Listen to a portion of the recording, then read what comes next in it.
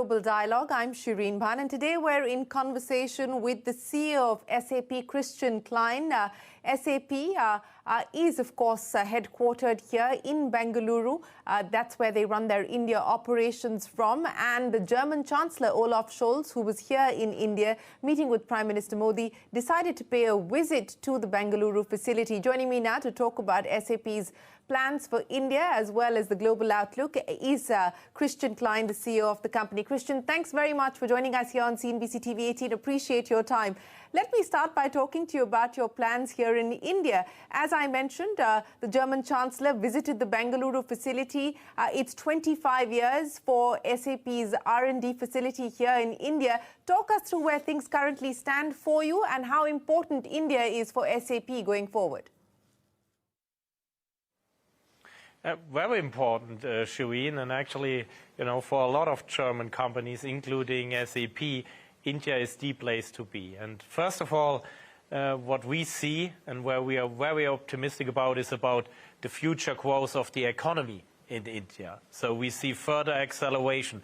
We see further investments also coming from Germany to India. Of course, in the tech space, but also in other industries like manufacturing. And we talked to Prime Minister Modi and to other people from the government about how can we, further simplify the ease of doing business here in India. And technology plays a key role, of course, when it comes to reach the sustainability goals of India, to further reshuffle the supply chains, to help especially small and mid-sized enterprises from India to actually expand their business. And so these were the main focus areas. So the German delegation left India very, very excited. You said the German delegation left India very excited and that you did bring up issues like the ease of doing business with the Prime Minister. But let me ask you to specifically address which are the sectors that you believe we could see incremental or fresh investments coming in? Technology, of course, is a sector that you're confident about. But outside of that, were there any specific areas where you believe we can see this partnership build on? Yeah, I'm a big believer in India, and I can share with you two reasons. So first of all, we see a great talent pool, of course, in the tech space, but also in other industries like manufacturing.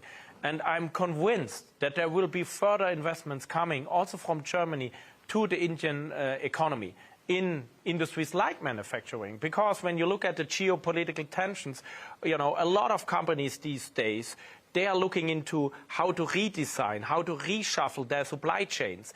And a lot of these companies, also from the manufacturing space, they're looking into India because they see the economy, they see the growth here, they see the talent pool in India. So I'm sure there will be, industries like manufacturing, chemical. So there will be further industries now coming to India, and that will be very, very beneficial for the economy here in India.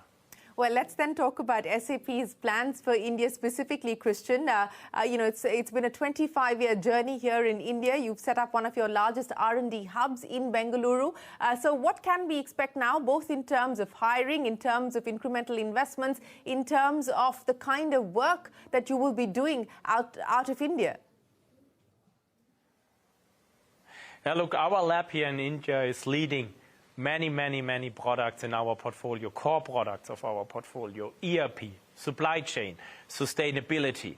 And we are engaging also with a lot of customers from India to make sure that we are offering them the transparency around ESG, how to move to circular economy, how to reach their sustainability goals. And I really love to see that our lab here in Bengaluru is really engaging with our customers so closely. And there will be further responsibilities which we will shift to India because, again, the talent pool here is so big. We will also double down our investments on the go-to-market side. I mean, last year we have seen triple-digit growth in the cloud here in India. And these are all the right ingredients, of course, also to shift further investments here to India. If you can quantify that for us, you said that you hope to double down on your investments here in India. The cloud business has seen triple-digit growth. But if you can quantify the size of the current India opportunity and what you believe this could look like for SAP in the next few years. I mean, there is no doubt that we want to triple our business in the next 2 years. So the pipeline looks very strong. We see so many unicorns coming out of India. We see so many large enterprises from India who have to transform now. Yeah, we have customers like Tata, Mahindra and Mahindra, where we are engaging on very, very closely to transform their business, to work on the supply chain, to make them more resilient, and again, to also work on the green line on sustainability. And this is where technology plays a key role. From an investment perspective, we now already operate our cloud business here in India. We will double down on our cloud infrastructure. We will grow the size of our business here, also people related. So we have currently around about 15,000 people, and also this, the size of our population here will grow by a significant amount in the years to come. Okay. Are you also looking at acquisitions here in India? You talked about startups and unicorns, and there are many playing in the SaaS space. Anything looking exciting to you at this point in time? Anything that is on the radar for you? Yeah, I mean, we have a very, very successful startup acceleration program here in India, and we are helping these startups here in India to grow with SAP. Yeah, to helping them, giving them access to our customers, to giving them, money, to giving them expertise in development, to integrate them to the SAP products. And we see already that some of these startups are growing heavily. And at a certain point of time, who knows? Yeah, today we partner. Tomorrow there could be also acquisitions here in India, absolutely. So we are very, very excited to see. And by the way, our chancellor looked at the startup community here in India, and he also was very, very impressed about the ambition of many startups here in the country. Christian, let me move away from India for a little bit and talk to you about the global story at this point in time. And there is caution, on global growth and uncertainty as far as the macroeconomic headwinds are concerned. Your peer Salesforce has decided not to give out a guidance. You, of course, have held out a guidance. But how does the global economy shape up at this point in time? How confident are you feeling about your own business today? I mean, we are very confident about our own business here in India, but also across the world. Of course, the exit of Russia was, of course, a headwind last year, but this is now behind.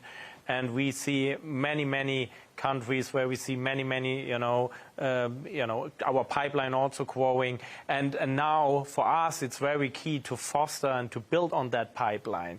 And then on the economy side, I'm actually see with the rising geopolitical tensions throughout the world and between the US and China, I guess, India will also see further investments, from other countries now, in the country. Yeah? So to your point early on that further industries will invest in India because a lot of companies now try to diversify their supply chain, which will be to the benefit of India.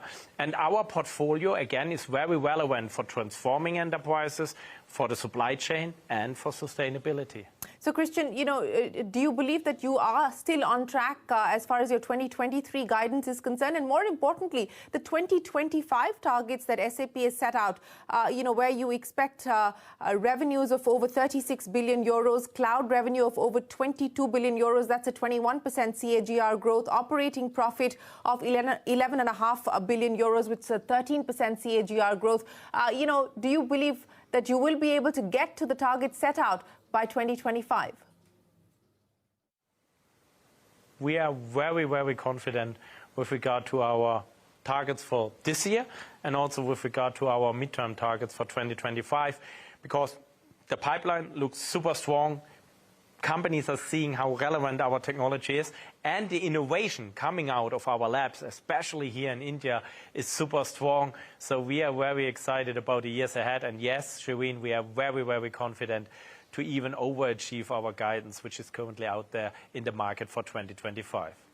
Okay, that's interesting. So you're saying that you could perhaps even better the targets that you've set out for 2025. But will that largely be driven on account of organic growth, or are you also factoring in some degree of M&A push to be able to better that number? You've been fairly acquisitive. There's been a bunch of acquisitions that you've done, from 2008 to currently. Is that going to be key as far as your strategy is concerned? Look, the last 2 years in SAP was an organic success story, and our guidance, which is out there for 2025, is built purely on organic growth. Every acquisition SAP could do in the future, would just add further, revenue and profit on top. And again, when our chancellor here saw yesterday the innovations around e-mobility, about turning to green hydrogen, where technology of SAP plays a key role, how to help businesses, small and mid-sized businesses here in India, to conquer the world, and how essential our software for that is, that actually just shows, that we have a very, very strong organic innovation pipeline as well. So, no, our guidance is purely built on organic growth. Okay, guidance built purely on organic growth. Since we are talking about the global outlook, and what we are seeing across the tech sector at this point in time is significant amount of right-sizing, downsizing, scaling back. While you are looking at upping your investments here in India as well as your headcount, what about globally, Christian? Yeah, I mean, of course, as a software company, as every company out there, you have the ongoing obligation to always, focus on where is SAP winning? What is the core of our business? Where do customers see us in the future? And there are many areas. I mean, we are winning in ERP, in supply chain, in HR, in intelligent spend. But you also have to always then make sure you have the focus exactly on these areas. And for the other areas, you want to also take, strong partners. And we have a strong ecosystem here in India, so where we are scaling down our investments and betting on our ecosystem. And again, I'm meeting a lot of Indian partners in the next days. I'm very excited about also the support of the ecosystem here in the country. And then, of course, in the areas where we are winning, and I just mentioned them, there we will double down, there we will invest, there we will also invest big time here in India. So, you've said that SAP is far more resilient today than ever. Would that then mean that you're not looking at any kind of downsizing, layoffs, etc. at this point in time? Yeah, we did a smaller restructuring in some parts of our portfolio, again, where products are not, in the core of our portfolio. There we did a small restructuring this year, but this is not performance related at all. And now we, of course, want to also invest into the area. So it's about focusing, it's about reducing investments in areas where products are not in the core business of SAP, where they're betting on partner solutions in that area, also coming from India, and then again doubling down on the investments, in the areas where SAP is winning. And our market is so big. I mentioned already the categories where we are playing in, so there is enough market to also see accelerated growth in the years to come. So we are very confident. But it's always, you always have to look at the two sides of the medal on how to focus, and where you're going to focus, there you have to invest. Christian, speaking of an India connection, there's a new India connection for SAP. The co-founder and chairman, Hasso Plattner, will retire in May 2024, and Puneet Ranjan, the former global CEO of Deloitte, comes on board. Have you engaged with Puneet already? Yeah, of course. Also in the past, I mean, we know each other pretty well. Deloitte is one of our largest partners, and Puneet and I had a very, very good working relationship in the past. Puneet is very well regarded, of course, here in India, but throughout the world. And we, all the people of SAP, are very, very happy to have him on board. And again, that's another sign. Now, our biggest lab, our biggest R&D center is in India. The chairman will come from India. And so we are very, very excited about the years ahead with Puneet as our chairman. Well, Christian, it's been an absolute pleasure. Appreciate you joining us here on CNBC-TV18 to take us through your plans for India and, more importantly, your outlook for growth. Thanks very much, and we wish you and the team the very best of luck. Thanks for having me, Shireen. All the best. Dr. Hatchett, thank you very much for joining in. Well, I want to start this conversation by asking you about COVID-19 vaccines. The cases have reduced, but there seems to be now a surplus of vaccines as well. What is the status across countries? Well, we are seeing that the supply challenges that we faced before have really been addressed. The demand has declined somewhat, but there is still demand for COVID vaccines. My organization, CEPI, the Coalition for Epidemic Preparedness Innovations, we think we continue to need better vaccines that can prevent transmission and ideally protect against not just the COVID that we have now, but the COVID that evolves in the future. But do you think that people are now taking forward COVID vaccines? And, from a company perspective, do you think that it will probably become something which will be an annual dose as well? It has been spoken about, but not really fructified till now.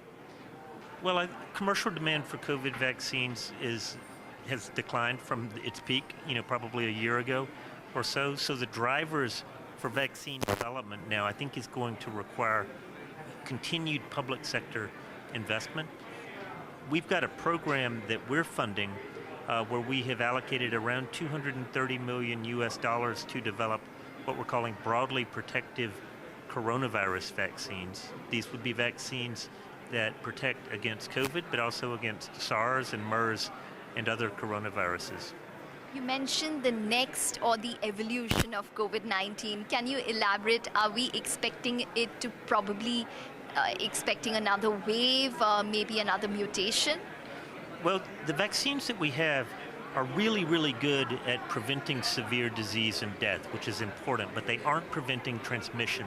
And so there's still a lot of COVID circulating, and every new case of COVID presents an opportunity to the virus to mutate and evolve. So we're seeing continued evolution of the virus. Every year with flu, for example, the flu virus continues to mutate, and over time it will migrate away from the human immune response or from the vaccines that we have. So we have to update the vaccines. I think that's what we're anticipating likely to be the case with COVID as we continue to live with this virus in future years. COVID-19 also taught us that, for example, India, as well as other countries and companies, have the ability to get to market a successful product or drug which can treat many people as well. Is that what we can expect, that maybe there can be an acceleration of innovation from what we've seen in COVID?